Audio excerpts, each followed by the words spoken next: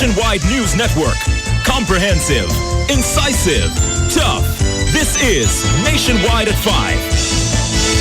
Good afternoon, I'm Tyrone Reid. And I'm Marjorie Gordon. In Nationwide News at this hour, Prime Minister Andrew Holness says Jamaica can afford to respond to certain economic shocks without resorting to borrowing. Local government and rural development minister says the country is facing a huge repair bill after the heavy rains at the weekend. Meanwhile, the National Works Agency says efforts continue to clear several roadways across the island. And the NWC says water supply across the island has been interrupted in several parishes due to high levels of turbidity. U.S. Ambassador to Jamaica says the Holness administration is well aware of concerns raised by the U.S. over the prospects of using a Chinese firm to build out a 5G network in Jamaica. Starting next month, Jamaica will provide health insurance coverage to all the island's visitors with an international passport in light of the prevailing COVID-19 pandemic.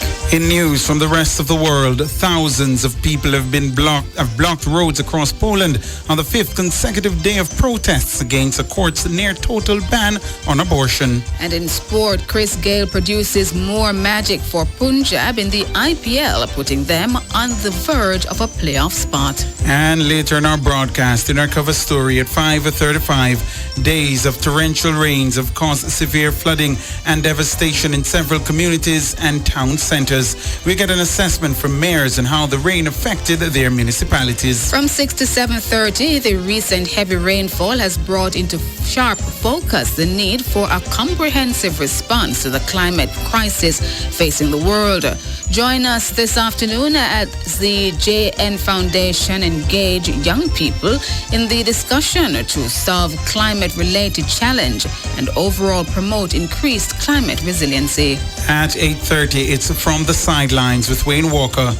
And at 9:30, it's the rebroadcast of Talking History with Professor Vereen Shepherd. All these and more as we take you home on air, on your mobile, Nationwide 90 FM and Nationwide Radio JM.com and on the Nationwide app, available on Google Play and the App Store. This Monday afternoon, it's Monday, October 26, 2020.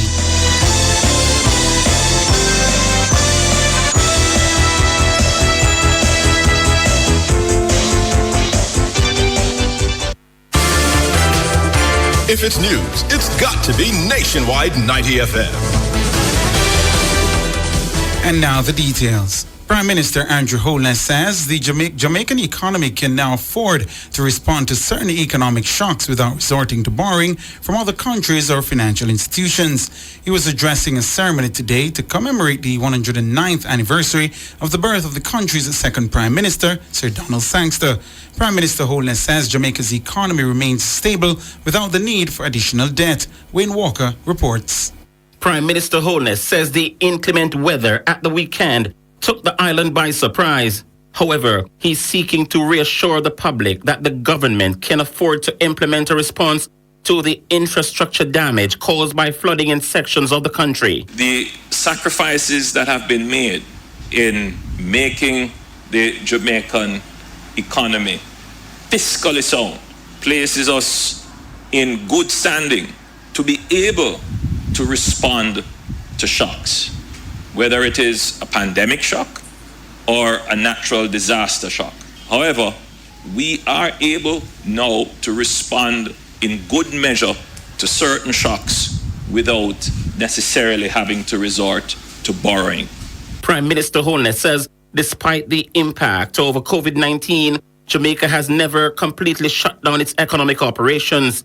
He adds that people who are asking for the country to reopen should realize it was never closed to begin with. And that is as a result of good fiscal management. I want to be frank with the Jamaican people.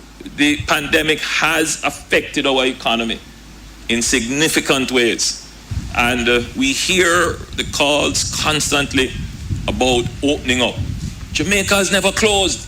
We have been very strategic in how we reconfigure, how we conduct our business so that we can control the spread and not have a worst kind of impact on our economy. The Prime Minister says Jamaica will recover from the pandemic and the infrastructure damage caused by heavy rainfall on the weekend because of the country's resilient economy. And we are responding.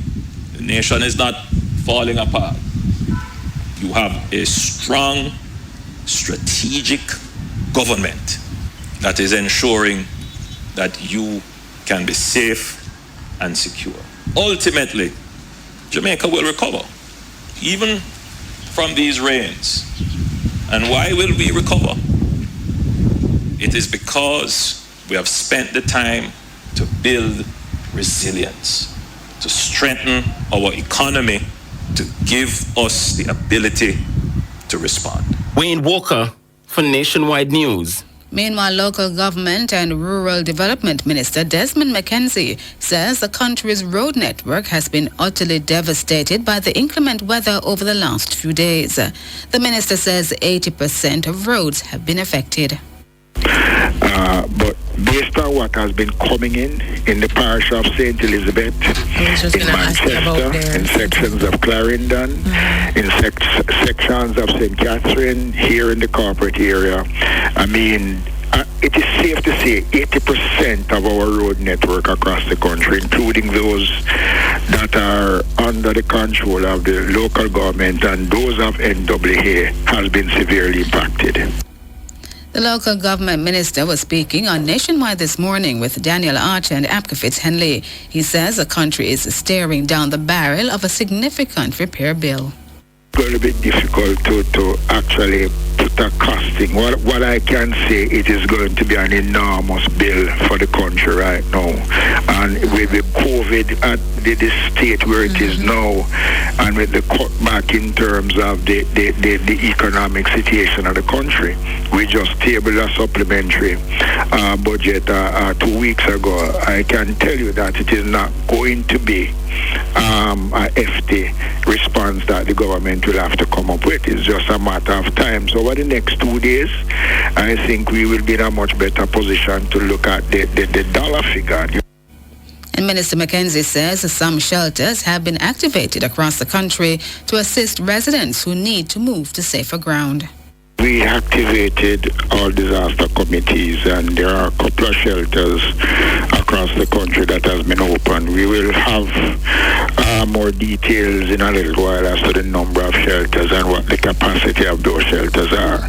But I know at least there are 2 in the corporate area, one in the east and I think one in the Duane Park area, I think. And outside of Kingston and St. Andrew? I am not sure, as I said before, as to the numbers, but I do know that in Manchester, I think St. Elizabeth also.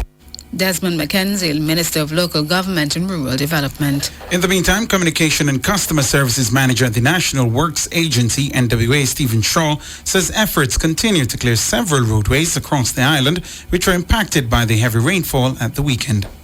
Well, we would have had significant impact, as you have said. We have managed to clean and clear a number of corridors, but of course the effort continues. We still have some in a few parishes that remain impassable owing to a combination of flooding, rockfall and mudslides that would have caused heavy siltation of corridors. Mr. Shaw says the parishes of Clarendon, St. Andrews, St. Catherine and St. Thomas were hardest hit. Of significance, he says, is the road from Pepin to Bull Bay in St. Andrew. From the reports, Clarendon would have gotten significant impact, both upper and lower Clarendon, sections of St. Andrew, St. Thomas and St. Catherine. There's just one that would be significant in the context of the rainfall, is the road from Papin to Bull Bay, where the embankment at Cane River would have been compromised because the river has really eaten away the embankment that forms the road. Mr. Shaw says the NWA is working and hopes to reopen as many corridors within the next 24 hours. Yeah, man, we're looking to see, what we can accomplish over the next 24 hours as we try to reopen all the affected roads.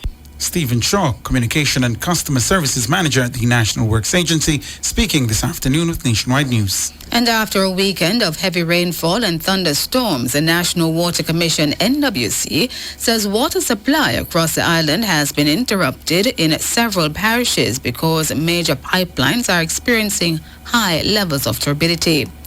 NWC Corporate Communications Manager Andrew Cannon told our news centre that flood waters damaged some pipelines while interrupting the water flow of others. At the weekend, several videos were seen on social media with damaged roadways from heavy flooding across the island. Mr. Cannon explained that some roadways in the eastern region of the country are impassable. He elaborated that eastern parishes had major water disruption. Well, the island, as everyone would know, has been experiencing heavy rainfall over the past several days, and as a result, several systems of the NWC have been affected. Now, we are experiencing turbidity issues, blocked intakes, and dislocated pipelines for several parishes in our eastern division. These would include St. Thomas, St. Catherine, Clarendon, St. Andrew, St. Mary, Portland. All right. Now, as a result of this several of our customers, their supply would be disrupted. Mr. Cannon says parishes in the western region were also affected by flood waters at the weekend. He added that the NWC is working assiduously to restore water supply to affected areas. Systems out west have also been affected. These would include the Bulls Road system in Westmoreland. Another system that would have been affected would be the two meeting system in Manchester, and of course, the White River and Salisbury system in St. Mary. I'm getting word now that Cascade in Hanover, that system is also being affected. As we carry out these repairs, we are asking our customers to bear with us because we have to deal with the challenges of the rainfall, as I said before. The NWC Communications Manager says the Mona Reservoir and the Hermitage Dam are at full capacity.